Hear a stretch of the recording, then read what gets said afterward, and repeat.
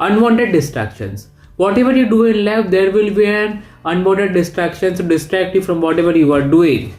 But the reality is, you get distracted because you are not doing actually what you want to do. Everyone thinks that I will do this so that I can get that. Listen again. Everyone thinks that I will do this so that I can get this. For example, if you're a student, you may think that I will study very hard so that I can get good marks. For example, if you're a working professional, you may think I will work very hard so that I can get a promotion. So basically, everyone is doing something to achieve something. Why we want to achieve something? We all want to achieve something because it will make our life better than that we are living today.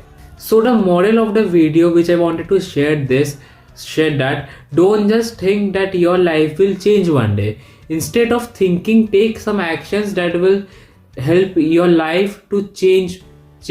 So this was the message I wanted to convey. If you have got any values from the video, please subscribe my channel and like this video.